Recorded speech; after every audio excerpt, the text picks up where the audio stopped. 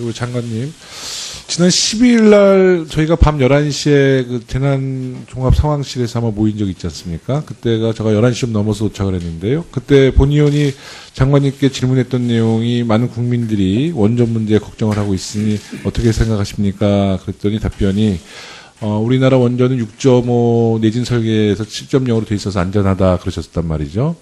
근데 그 시간 무렵에 월성 원전 1호기, 4호기 다 중단돼 있었잖아요. 네.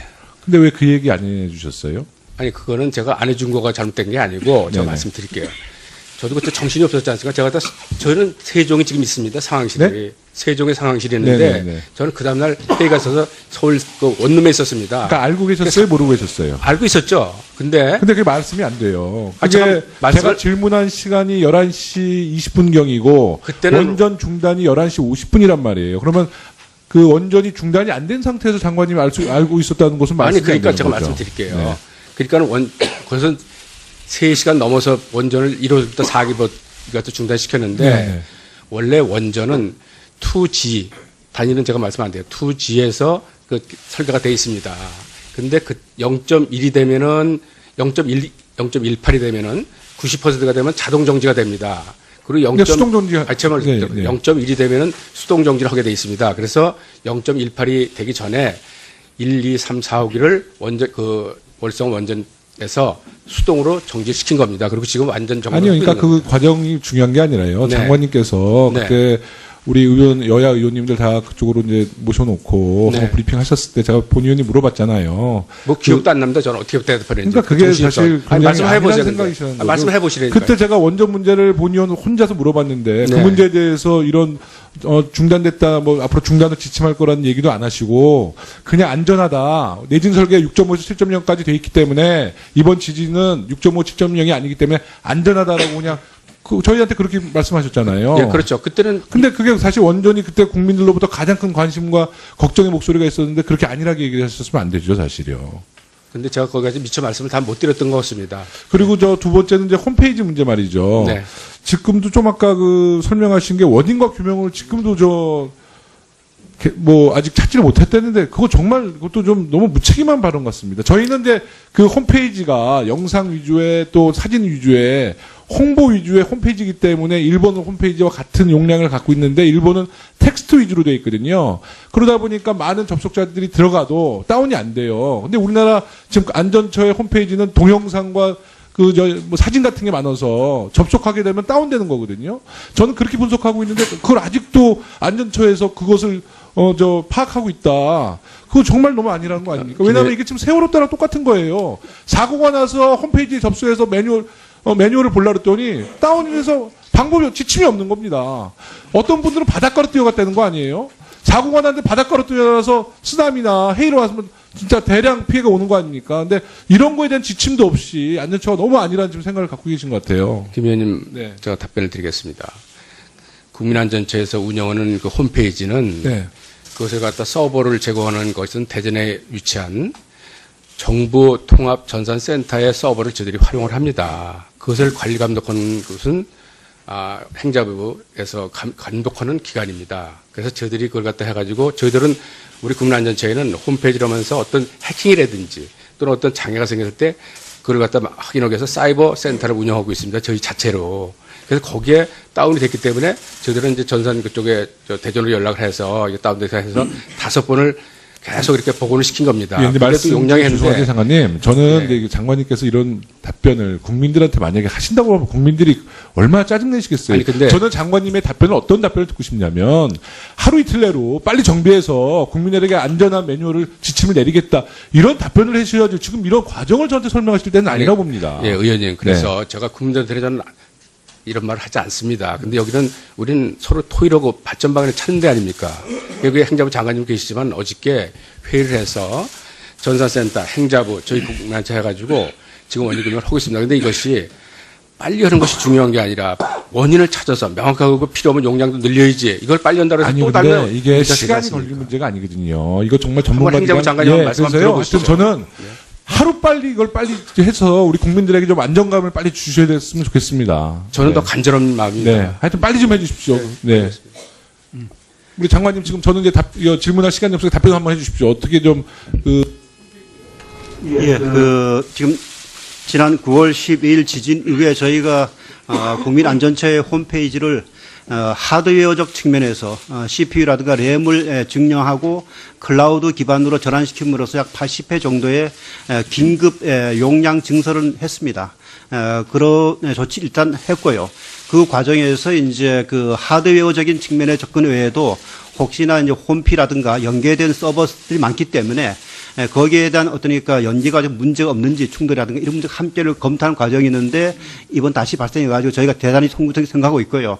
지금 어제부터 바로 저희 행자부 통합전산센터하고 안전처하고 또 민간 전문가들하고 같이 팀을 짜가지고 빠른 시일 내에 그것이 문제가 하드웨어적 문제인지 아니면 프로그램적 문제인지에 대한 정밀 진단을 시작했습니다. 했기 때문에 지금 저희 생각으로는 가능하면 이번 주 내에 모든 어떠니까 원인 분석 끝내고 필요한 후속 조치를 하려고 그러는데 혹시나 저희가 뭐 장담 못하겠습니다만 빠른 시일 내에 복구도 하고 또한 하드웨어적인 문제, 소프트웨어적인 문제 모두를 저희가 고침으로써 빠른 시일 내에 정상화될 수 있도록 하도록 하겠습니다. 예. 두 분 장관님. 국민은 이유라 같은 거 이런 거 안 들어줍니다. 예. 이유에 다 있겠죠. 아니, 그 원인 분석 이런 거 미리 사전에 해가지고 어제 같은 일이 안 벌어져야죠. 이제서 벌어지고 나면 또 이랬다 가정 다 이유는 있겠죠. 뭐 고문하는 일이 있지만. 그러나 사전에 국민들이 느끼지 못하도록 사전에 준비해야 된다는 거죠. 예, 홈페이지라든 뭐든지 뭐 대피 대책 매뉴얼 뭐 학교 운동장에 가는 게 운동장 문이 잠겨져 있고요. 부산 같은데. 뭐 그러면 국민들 황당할 거 아닙니까? 장관님 이렇게 쉽게 대처하고 뭐 이유 설명하면 되고 이유는 다 있을 겁니다. 뭐 다 이유 없는 게 어디 있겠어요. 그러나 미리 사전에 국민들을 안전하게 하기 위해서 매뉴얼을 만들어 나가야 되죠. 모르면은 뭐 선진국 어디 가서 연구를 하셨는지 그런 걸 지금 질타하는 겁니다. 사실은 변명 필요 없어요. 국민 변명 필요 없죠. 하여튼 심각하게 받으려서 좀 대처해 주기 바랍니다. 아닙니다. 장재원 의원님 문제였습니다. 장재원 의원 하고 또 이용호 의원. 오늘 제가 이 피해 현황 및 지원 대책을 이렇게 가지고 오셨는데 이걸 보니까 정말 이게 그냥 지원 대책이에요. 앞으로 지진에 대한 대책을 어떻게 할 것인가에 대한 아무것도 없습니다. 제가 20대 국회 개원하고 안행위에서 첫 국민안전처 업무보고 때 지진을 언급한 기억하시죠? 그때부터 근본적인 지진 대책에 대해서 그 대책을 세웠다면 저는 어떤 근본적인 대책에 대한 근본적인 지진에 대해서 어떻게 우리가 대책을 세울 것이냐에 대한 안이 나왔을 거라고 생각을 합니다. 이 지원 대책은 지원 대책대로 가야 되겠지만 피해를 당한 분들에 대한 지원 대책 해야 되겠지만 근본적으로 지진에 대해서 어떻게 대비할 것이냐에 대해서 우리가 논의를 해야 할 시점이다는 말씀을 드립니다. 첫째는요. 컨트롤 타워로서 제 기능을 하고 있느냐는 심각하게 안전처가 봐야 됩니다.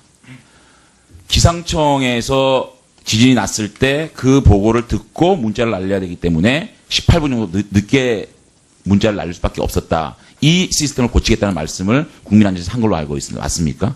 그게 아닙니다. 유사시에는요, 국민안전처는 모든 부처를 뛰어넘는 지휘권을 확보를 해야 되는 겁니다. 이를테면 기상청의 국민안전처 고위관리가 나가 있습니까? 안 나가 있습니다. 그러니까요. 나가서 현장에서 지진이 발생됐을 때 그게 바로 문자로 국민들에게 알려주는 시스템이 돼야 된다는 거예요. 국민안전처가 유사시에는요, 모든 유관부서의 상위부서가 돼야 됩니다. 최상위 부서로서 이니시티브를 가지고 이거를 끌고 나가고 모든 것을 장관 책임하에 결정하고 행동해야 되는 것이 컨트롤 타워거든요. 그런데 이것을 유관부서다. 수평적으로 생각하면 안 되는 겁니다. 컨트롤 타워의 기능 역할을 제 기능을 찾기 위해서 이걸 시스템 만들어야 되고요. 두 번째는 대한민국에 단층 지도가 없습니다. 없죠. 어저께 언론에서 보면 양산 단층의 활성화 때문에 이 지진이 발생되었다라는 것이 거의 부도져 간다는 그 보도가 있었거든요. 그리고 한 보도에 따르면 양산 단층이 활성화 단층이라는 것이 5년 전에 이미 드러났는데도 불구하고 그것을 비공개를 하고 있었다. 이런 엄청난 얘기들이 나오고 있는 겁니다. 맞습니까? 아까 제가 말씀을 드렸는데 그것은 NDMS에 탑재가 돼 있습니다. 폐기시킨 게 아니고. 자, 모든 지금 대한민국의 단층을 지도를 만들어서 대한민국 한반도 내에 어디가 지진의 위험이 있다는 것을 알아내야 됩니다. 이게 국민안전체 근본적인 대책에 포함되는 얘기예요. 세 번째는 내진 설계 문제입니다. 제가 내진 설계에 대해서 예산 어떻게 확보할 것이냐 물어보니까 열심히 하겠습니다. 의원님 도와주십시오라고 했습니다. 근본적으로 교량, 터널, 공공기관, 학교 이거는 강제적으로 지금 해야 되는 것이고요. 민간 건물에 대해서도 이거는 내진 설계에 대해서 어떻게 할 것이냐에 대한 대책을 국정감사까지 내놔야 됩니다. 이런 근본적인 대안 대책이 대비 없이 지금 지진에 우리 국민들이 얼마나 공포를 느끼느냐 이걸 생각해야 되고요. 그다음에 아까 말씀드린 원전 문제입니다. 양산 단층 위에 지금 신고리 5, 6호기가 건설 승인이 났습니다. 이거 전면 중단해야 되고요. 지금 양산 단층 활성화가 가능성이 굉장히 높고 실질적으로 거의 그것이 맞다라고 된다 그러면 그 위에 있는 원전 올스톱해야 됩니다. 원전 주위에 있는 우리 국민들이 어느 정도 불안을 느끼는지 아십니까? 부산은 원전 밀집 지역입니다. 이거 어떻게 할 거냐는 거죠. 무방비예요 지금. 이거 국민안전 장관이 결단을 해가지고 원전 올스톱하고 양산 단층에 대한 확실한 과학적이고 정밀한 어떤 검증 없이는 이거 가동해서는 안 된다고 생각을 합니다. 마지막으로는 이 지금 대피훈련. 그때 제가 대피훈련 지적하니까 장관님께서 뭐라 그랬냐면은 체험관이 보람의 공원이고 많습니다라고 하셨죠. 이 정도가 되겠습니까? 이제 어저께 일본에서 지진 권위자가 들어오셔서 하신 말씀을 내가 보도를 통해서 보니까 7.0 지진도 대비해야 된다는 말씀하세요. 7.0이라는 건 어마어마한 거거든요.